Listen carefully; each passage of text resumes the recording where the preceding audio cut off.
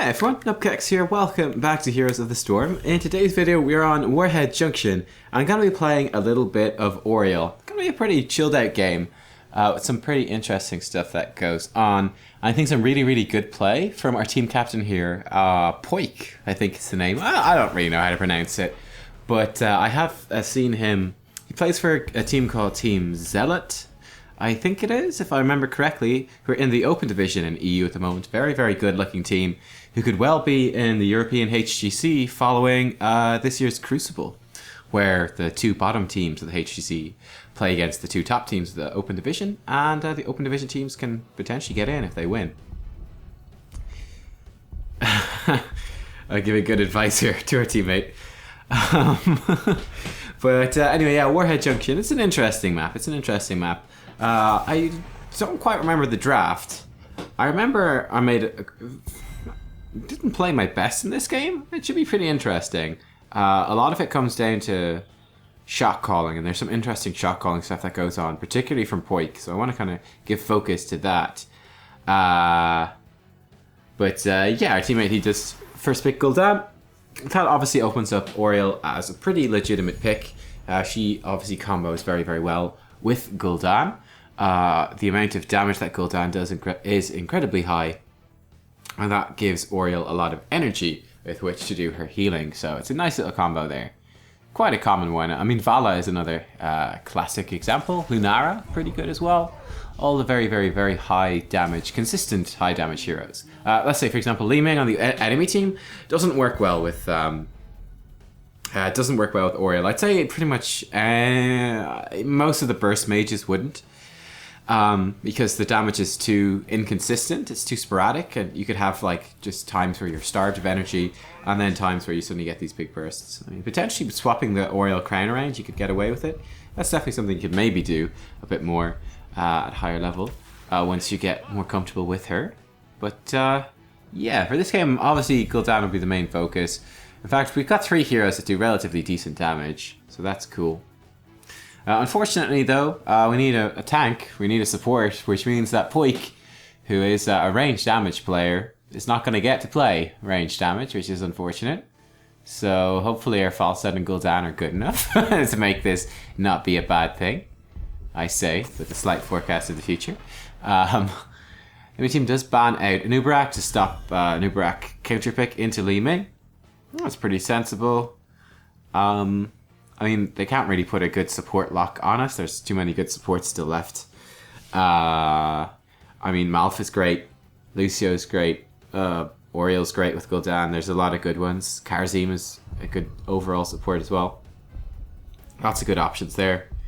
We're going to ban the Malf away. I think it's a good call to take away Malf combo with Li Ming, which is pretty scary. Malf combos with Ragnaros as well. Those roots setting up their skill shots, like Sulfurious Smash and so on. The enemy team does get ETC because of that, though. Actually, that's part of why I do pick up Auriel, actually, now that I remember. Is that, yeah, we're going to have Gust, sure. Horrify. Horrify's not really a good interrupt for Mosh Pit, though. You kind of want Horrify to be used better. Gust is not necessarily terrible. It's a good option, but I decided to grab something that would give a little bit more. They grabbed the Tychus themselves, so we don't have the Tychus to combo with this. This might have been before the patch where Tychus got nerfed. It might have been. I don't remember now. It's been quite a while. But anyway, I wasn't sure what Poik would prefer to play, right? I don't want to give him preference because he is the captain. Murky. Great.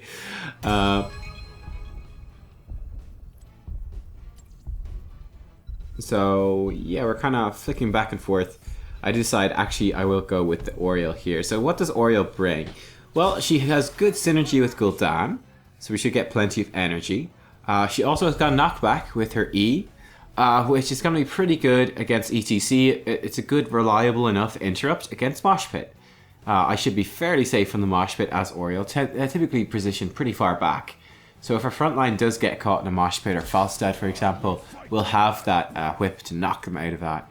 The detainment strike to knock ETC backwards, cancel that Mosh Pit, and help our team win the fight. So that's kind of the reasoning I went for here. Also brings pretty good wave clear. Our team's got a fair bit, but you know, a little bit extra doesn't hurt. And yeah, here we go. Loading into Warhead Junction. Let's see how it goes. I remember this being a pretty like slow-paced game.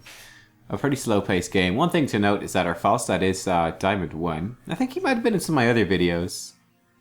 I recognize the guy, and he's okay. I'm not sure if he might legitimately be Diamond 1. I think he's probably Master though. He just was ranking up at the time, probably. But yeah, he's okay at false stat. He's okay. I've seen him play it a few times. Kind of interesting. Actually, the enemy team has a lot of blow up. No, they've got a lot of blow up potential, so that's definitely something that we have to watch out for here at Auriel. So looking at the enemy team, looking at our team, I think I decided to go for a Q build this time around. Get blinds for Tychus in particular. So I think that is what I go for here. I do generally prefer like a Searing Light focus build, and then some damage. Let's use the false stat, jumping up and down. Like damage on the heal at level 1. It can be quite good if there's multiple melee heroes in the game. And then like damage on my E, everything like that. But I decided to go against that. I decided to go for just a swift sweep here in this particular game. Get blinds on Ragnaros, get blinds on Tychus as well. Just help our teammate that way. That's definitely a misplay for me. I wanted to knock back ETC, actually didn't knock him back, knocked someone else back, didn't quite catch who. It took a big chunk of damage because of that, which is a bit unfortunate. Just waiting for our teammates to stack up here so we can get a heal on all of us. There we go, nice little heal on all of us. And we do lose the vision point, but it's not the end of the world. Again, gonna give everyone a heal as they stack up. Swap from Artanis actually misses. Might have been his death, so it might be lucky that he missed. And yeah, I kind of want to stick with Gul'dan as much as possible in this game. I think there's quite interesting laning stuff that does go on here. I remember getting stuck solo laning for quite a while. So right here, I'm not really adding too much wave clear. I just want to stay hidden, hide out information from the enemy team. As you can see, this radius around us, that is the radius for our Bestow Hope. That's our crown that we can put on someone, and the damage they do generates energy for us. I was expecting Li Ming to juke the other way, so I was going to hit her with my E, my Detainment Strike. Unfortunately, I missed. My aim is hit or miss in this game, quite literally. But we do have full energy now, which is going to be a nice, big, powerful heal. Just going to sidestep some of those Li Ming missiles. Very, very important to sidestep that sort of stuff. You'll see in this game, you know, you sidestep it, it works out great. If you get hit by it, though, it can spell your death very quickly.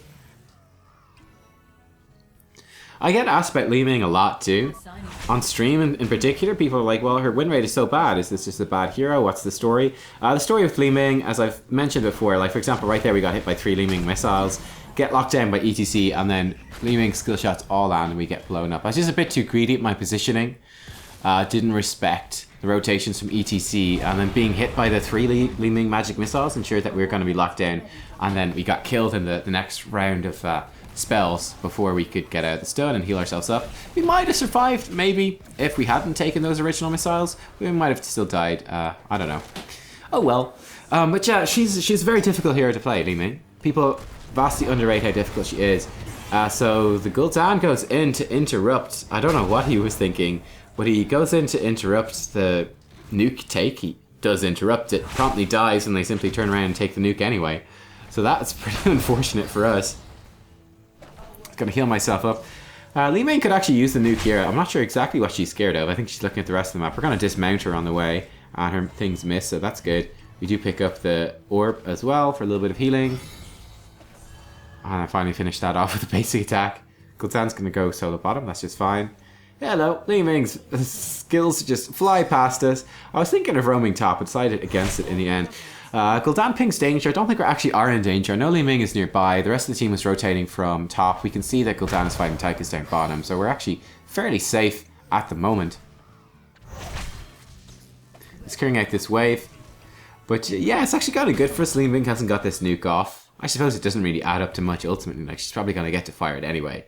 But yeah, I don't really know why she was so scared. Obviously, you'd have to see the game from her perspective to understand why she was so against going in right there.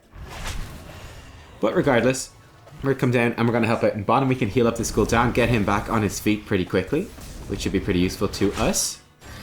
There we go. He's back up to a nice portion of health and mana. And here I was kind of deciding whether to rotate mid or bottom. They do have the nuke. She's obviously going to get it off anyway. I was kind of coming up to delay the nuke. In hindsight, that's a big waste of time. There's not really any much point to doing so.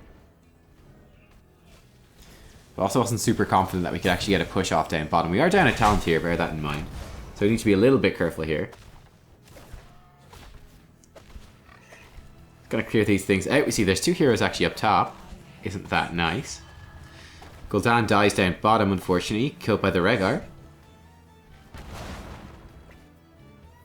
And yeah, he's having a really tough time in that solo lane. Much worse than you would think he would have. Our teammates are looking to flank and gank someone. I interrupted the ETC. I didn't actually catch then just how low Li Ming was. This is a big mistake for me. Not having enough map awareness. I was trying to watch the flanks from the bottom, protect my teammates from ETC, and then instead of knowing exactly what they were doing, and if I had known, I could have actually run in and I could have killed Li Ming. I think with a Q would have been enough in a basic attack maybe to finish her off and pick up a kill for the team. Because I was focused on covering everyone's flanks, I didn't see that. So that's definitely something I could have improved upon. Just flick that screen over to what the enemy team is doing for just that one brief second, and then see what we can make of it from there. I was trying to get into a position to knock him into a good wall where we get the kill. The Artanis flip does miss. Looks like it should be a dead Tychus though, which is great. So we'll take the 1 kill. It was a good Earth Grab Totem, or Earth Grasp Totem? It's a good totem from Rhaegar anyway to slow me down and prevent me from getting into position and help his escape for other heroes as well at the same time. That's all well and good. Picked up Majestic Span at level 4, excuse me, which increases the radius of our Q. Makes it easier to land, a bit more wave clear, easier to land the blinds we're going to pick up later on as well. And then I think it's called Bursting Light at level 7, which reduces the cooldown of our heal to 2 seconds, which is a really big deal. It's basically half cooldown. Lets you be a lot more flexible. Completely failing to hit this wall. There we go. Got it in the end. Very important to kill that wall. We would have lost the game if I didn't destroy that. We would have lost it right there, pretty much. Just game over, GG. Tychus, just grab this. Gotta stun him as he comes out of that. Just land as many of our spells and skills as we can. Get him pretty low, which is nice. A Q over the wall, hit him with the middle of the Q, and Tychus actually does die. So that's pretty cool, you know. Just the support and a warrior, and we're able to finish him off, which is great. Got hit by maybe one too many Li Ming things right there. Hit her with a Q as well, and Li Ming is learning to fear the Muradin Auriel combo as well.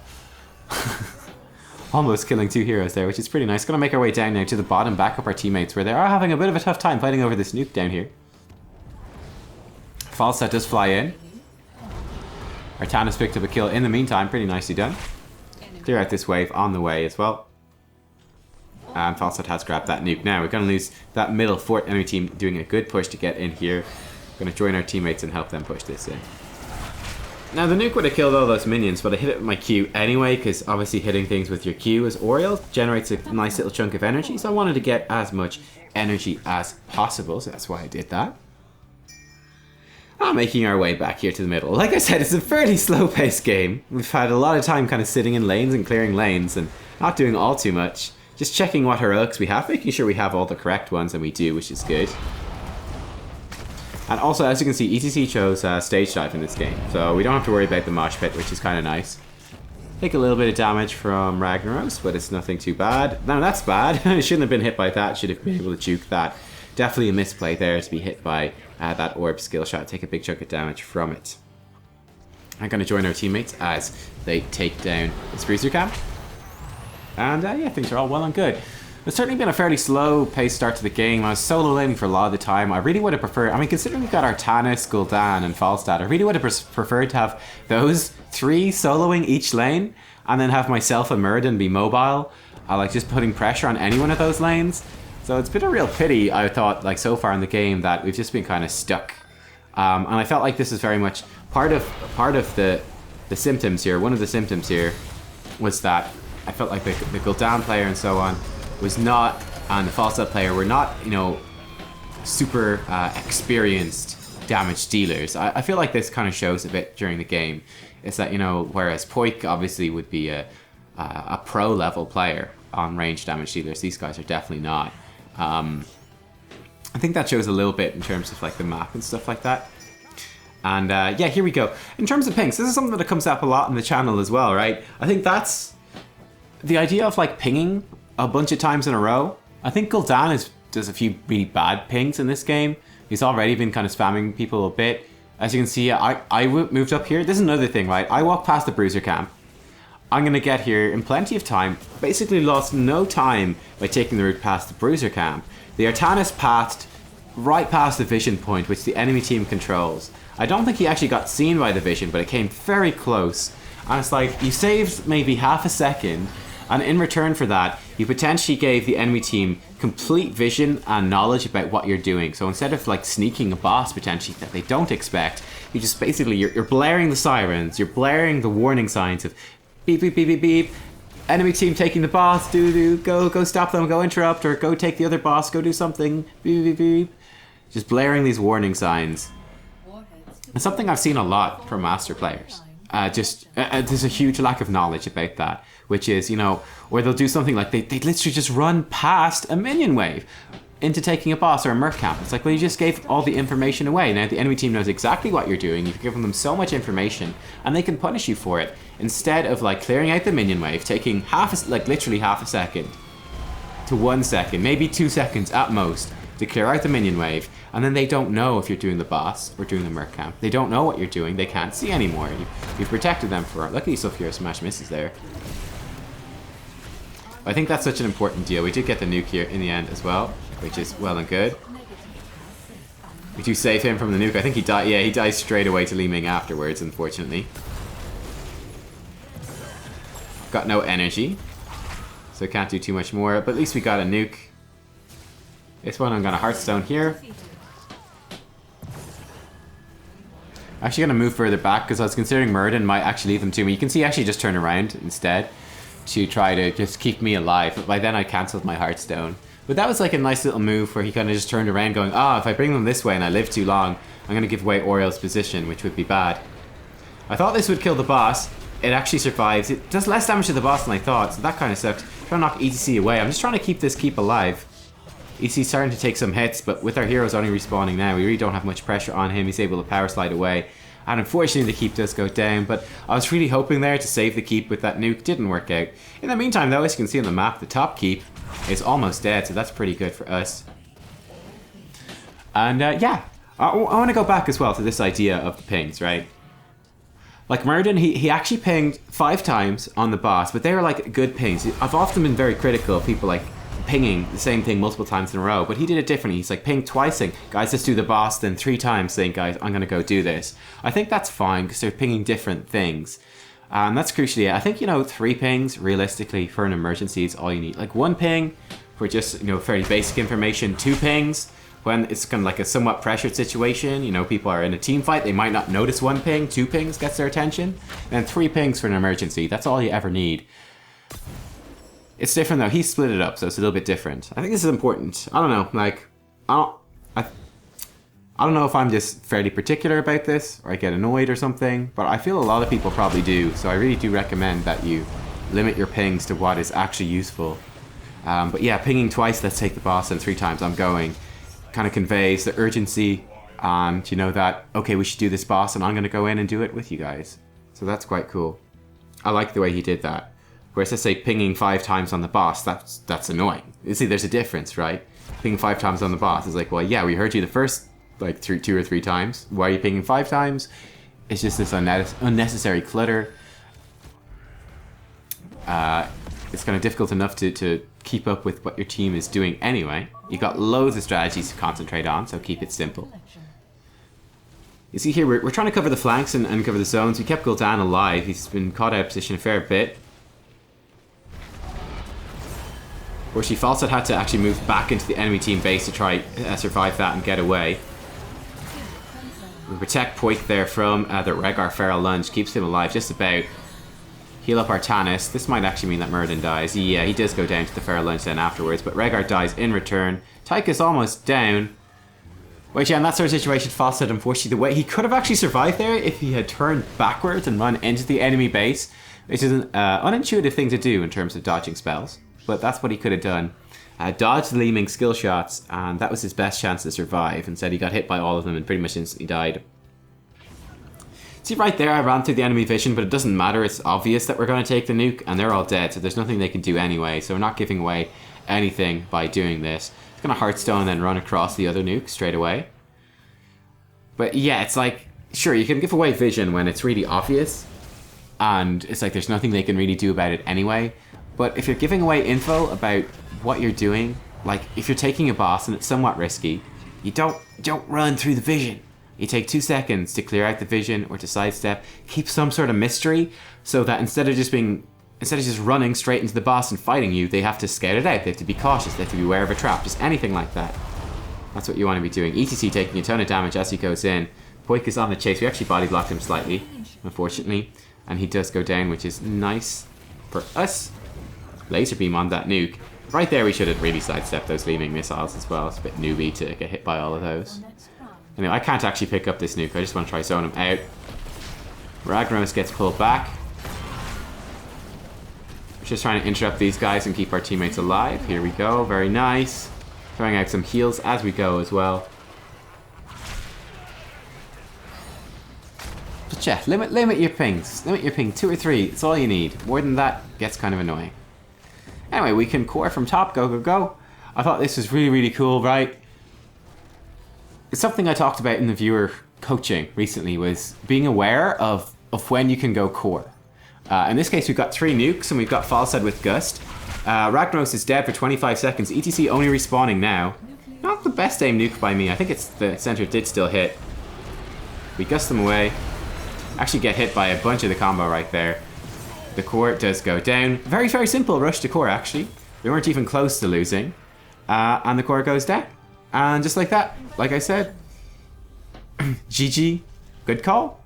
And a game that seemed to be just kind of in the middle of it is suddenly over just like that. It's so important, right? This is what I was saying on, I think it's on the stream last Thursday, was understanding when you can go core is such a huge deal, because when I was watching a silver game at the time, I think, and it was like a 30-minute long game, and both teams had an easy opportunity to win the game, and they didn't take it because they weren't aware. In this case, in this game, I wasn't even fully aware that we could have gone core until Poik actually called it out. So, you know, the better player than me, Poik, you know, a pro-level player, kind of bringing that extra bit of knowledge, and that helps us secure the game, because he can open up the chat, go, guys, we can go core, and we go core, and there you go. As you can see, this guy is number 6 Grandmaster at the time, and yeah, very, very good player. You know, it definitely shows in the play. And as you can see, by the way, he pretty much just plays assassins, so it was kind of unfortunate that he was not an assassin, so he was on warrior.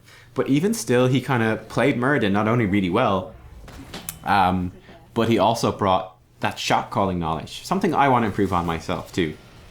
But definitely something that you guys can bring as well is, you know, let's say you're in bronze, silver, gold, platinum, diamond, anything, like you're watching the games I'm putting up are with masters and grandmasters, some pro players as well. Like, they will be making calls that are, you know, kind of better and more insightful. Oftentimes, well, sometimes we have really bad ones, but, you know, that's a lot of extra information that you guys can grab onto and that you can bring into your games. Like, let's say, for example, hypothetically, you're a gold level player and you're watching my videos at kind of master, grandmaster. You might be playing with a bunch of people who only play gold, and they don't watch any streams, they don't watch any videos, so they have like no idea about the sorts of plays you can make. Like, they would have no idea that, okay, with, you know, ETC respawning in like 10 seconds and Ragnaros dead for 25 seconds, you can actually just go core on Warhead Junction with the Falstad, you know, and 3 nukes. You can just go and do it, and it's a pretty easy win. They might have no clue that that's possible, and that's something that you can actually bring into your games then, if you get familiar with those calls and types of calls you can make and the possibilities that are there that your teammates may not be aware of. That's extra information you can bring that can really, really help out with winning the game. For example, in this game, you know, it was actually pretty close, I would say, for the most part. If Poik hadn't known that he could go call core, and if he hadn't made that call and called it out, we probably wouldn't have done it. And the game would have gone on longer, and we might well have lost the game. But it was him opening up his chat box and communicating that did really well. I thought this is a really good example as well of team leadership from Poik. I thought he did a really good job. You know, he picked the perfect hero to fit in with the team composition, which is fine. He you know, had good pings to organize stuff. He didn't blame the team. You know, I thought that was a really good example as well when he said during the game, it's like, oh, Falstad, you know, take down that top keep if you can. The Falstad is obviously a much weaker ranged damage player than he would be, but instead of like flaming him in chat or giving out, he's just, you know, just very polite. Just, hey Falstad, you know, take out that top keep if you get a chance. Guys, let's go boss. I'm going boss too. Let's do it. All right, cool, guys. So we can go core right now. Really, really good team leadership. It's not aggressive, not blaming, just, you know, putting suggestions out there, being respectful, and playing well. I mean, he might have been frustrated during the game, I don't know, but the important thing is that regardless of whether he was frustrated or not, that in his communication with the team, he stayed at all times positive and constructive and useful. Whereas I think the gul'dan was like spamming pings on Artanis or something for all the game. I thought that was a really good contrast in this video as well. It's the gul'dan just spamming pings on Artanis, just being like, hey, you suck, you suck, you suck. And it's like, it's completely useless. So we muted him. But then the good type of communication coming from Poik. I think it's a really good contrast. And what you want to do is ignore people that communicate badly and then follow along with people who make good shot calls and try to learn from them and implement that in your own games. Anyway, guys, thank you for watching. You know, it wasn't that much great Auriel gameplay. You know, I didn't really do that much. We're just kind of sitting around in a lane for most of it and then following up on a couple of plays. But we didn't really, I feel like we didn't really do all that much as Auriel this game. We're just kind of there, just as the token support, as it were. But hey, thanks to, I would say, Poik's leadership, we pulled out the win. Give it a thumbs up if you enjoyed the video. And I will catch you all next time for more Heroes of the Storm. Bye-bye.